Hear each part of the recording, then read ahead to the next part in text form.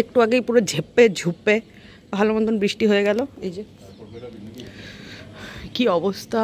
আজকে আমরা যাব ঠাকুর আনতে, ওই দিকটা দিয়ে আবার মেঘ আসছে, আবার বৃষ্টি হবে।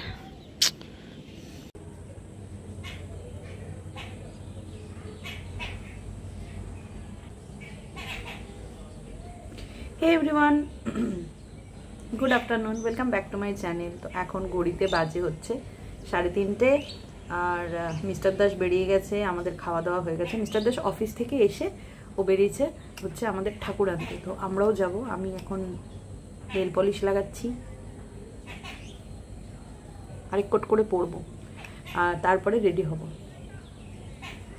কিন্তু সকাল থেকে যা বৃষ্টি পড়ছে না, এখন যখন মা ঢুকবে তখন যদি বৃষ্টি পড়ে খুব মুশকিল হয়ে যাবে। খবরে তো কন্টিনিউ বলছে পঞ্চমী থেকে বৃষ্টি হবে। এখানে তো পঞ্চমী কি চতুর্থী থেকেই যা লাগিয়ে রেখেছে, সকাল থেকে অতটা মানে বৃষ্টি ছিল না, রোদই ছিল, কিন্তু এই বেলা 1:30-2টোর থেকে যে কন্টিনিউয়াসলি যে লাগিয়েছে কি বলবো। এখনও মেঘ ভার হয়ে রয়েছে, কখন যখন নেমে যাবে। মানে এবছর আমাদের 25 বছর, একটু স্পেশাল, একটু অন্যরকম করতে চেয়েছি, মানে হচ্ছে আর কি আমাদের ক্লাব থেকে, কিন্তু যা বৃষ্টি শুরু করে দিয়েছে কি বলবো। ওকে, তো আমরা বেরোলাম। মিস্টার দাসরা চলেও গেছে, ওরা ঠাকুর তুলেও নিয়েছে, আমাকে ফোন করলো, বললো তুমি বেরো বাড়ির থেকে। এখন বেরোলাম, আমাদের ক্লাবের থেকে সব ফোনও করছে যে আসার জন্য। অলি রানী, ফরফরানি অলি রানী চুড়িদার পরেছে, বাব্বা বাব্বা চুড়িদার পরেছি, ঠোঁটে লিপস্টিক লাগিয়েছি। বললাম একটা কপালে টিপ পরতে, উনি কমফোর্টেবল নয়। চলুন চ চ চ।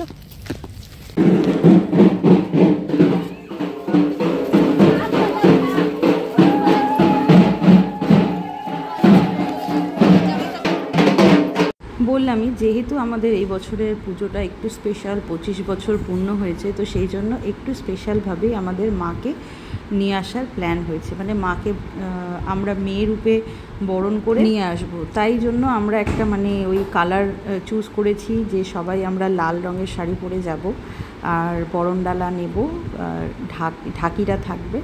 মা মোটামুটি বাস্কা রোড ঢুকে গেছে, তো আমরা এখন যাচ্ছি, গিয়ে তারপরে মাকে বরণ করে নিয়ে আসবো।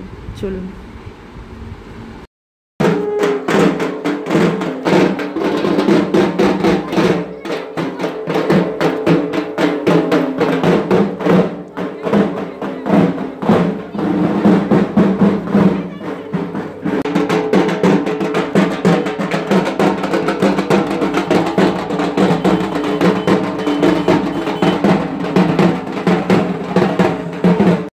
আচ্ছা, আমাদের ক্লাব কমিটি থেকে যেখানে আমাদেরকে দাঁড়াতে বলা হয়েছিল সেখানে আমরা সবাই মিলেই দাঁড়িয়ে আছি। মা এখনও এসে পৌঁছয়নি, মা আসছে আর আমরা মায়ের আসার অপেক্ষা করছি। তো আর এইদিকে দেখুন ধুনো জ্বলছে, বেশ একটা চারিদিকে সত্যি পুজো পুজো রব, সাজো সাজো রব, দারুণ একটা অনুভূতি। একটা বছরের অপেক্ষা থাকে আমাদের সবারই। এই এরা ধুনো জ্বালাচ্ছে, যা বেকার বুদ্ধি।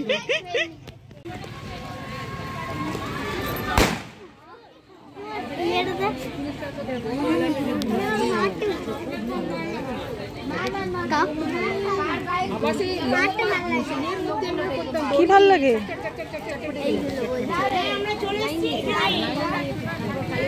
সব হতো, থাকবে না।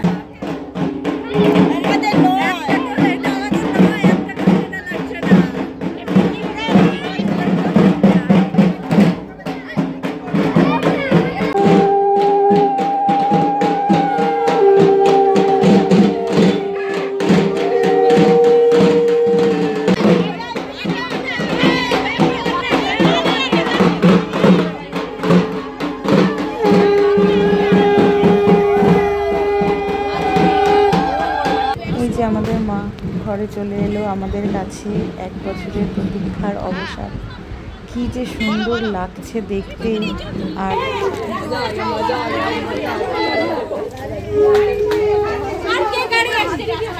ওই তুই দাঁড়াবি এখানে?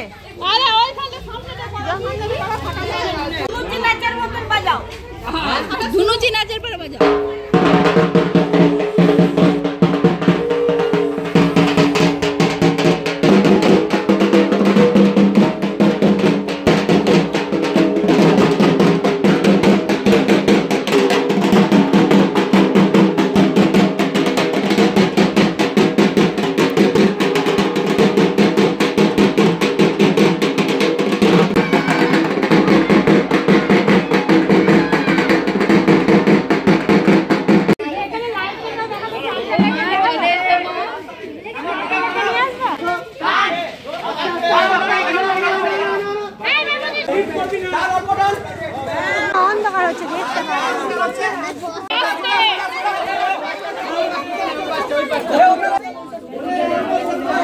খুব ভালোভাবে মাকে আনতে পারলাম, কোনো অসুবিধা হয়নি, বৃষ্টিও নামেনি। কিন্তু হ্যাঁ, বৃষ্টি নেমেছিল যখন সরস্বতীকে পুরো ঢুকিয়ে সেট করা হয়ে গেছে, তারপরে ঝমঝম করে বৃষ্টি নেমেছিল।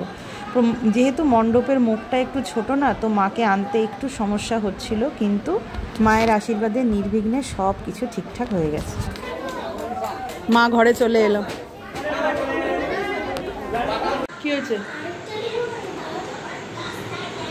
দেখ, তুই কোথায় রেখেছিস?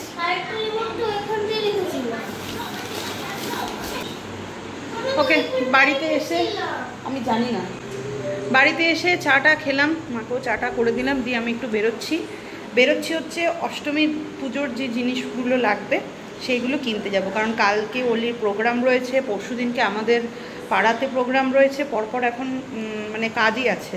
তো সেই জন্য মানে আগাম যেই জিনিসগুলো আর কি ঘরের রেখে দিলে পরে আমার কাজ এগিয়ে থাকবে, তো সেগুলোই কিনতে এখন একটু বেরোচ্ছি। প্রথমেই দুর্গা মায়ের জন্য শাড়ি কিনতে এলাম। প্রত্যেক বছরই মাকে একটা করে শাড়ি দেওয়ার চেষ্টা করি। তো এই বছর না, যেদিনকে আমি আমাদের জামা কাপড় কিনতে আসা হয়েছিল, সেদিনকে না আমি একদম ভুলে গেছি, মনেই ছিল না। তো ওই জন্য আবার আজকে আসতে হলো। যাকে ঠিক আছে, পছন্দ করে কিনলাম। প্রথমে ভেবেছিলাম যে তাঁতের শাড়ি দেবো, কিন্তু তারপরে আবার চেঞ্জ করে ছাপার শাড়ি দিয়েছি। শাড়ি কিনে চলে এলাম দশকর্মার দোকানে। দশকর্মার দোকানে ওই আলতা, সিঁদুর, তারপরে ঘরের ধুনো, ছোবা, এগুলো সবই মোটামুটি বাড়ন্ত হয়ে গেছিলো, ওগুলো নিলাম। দশকর্মার দোকানে না খুব ভিড়ও ছিল। ভেবেছিলাম যে লক্ষ্মী পুজোর কিছু কিনে নেব, কিন্তু উনি বললো এখন দুর্গা পুজোর জিনিস কিনছি, এখন এই মুহূর্তে হবে না, দুদিন পরে আসবে। তো ওই জন্য বাধ্যতামূলক আবার দুদিন পরেই যেতে হবে। মানে কি বলুন তো, আমি না কিনে রাখলে মানে একটু দেরি হয়ে গেল, আরও আগে যদি আসতাম না, উঠিয়ে রাখলে ভিড়টা ঠেলতে হয় না, এই আর কি। মানে ভিড়ের মধ্যে না আর এত মানে চাপাচাপি ইচ্ছা করে না। যাই হোক, সমস্ত কেনাকাটা হয়ে গেছে, এরপরে খাবো হচ্ছে ফুচকা। তাহলে আজকের ব্লগটা ফুচকা খেতেই ইতি দিচ্ছি। কারণ ফুচকা খাওয়ার পর বাড়ি গিয়ে রুটি করে খেয়ে দিয়ে জাস্ট শুয়ে পড়েছিলাম, আর কিচ্ছু করিনি। তো আজকের জন্য টাটা, দেখা হবে কালকের একটা ব্লগে।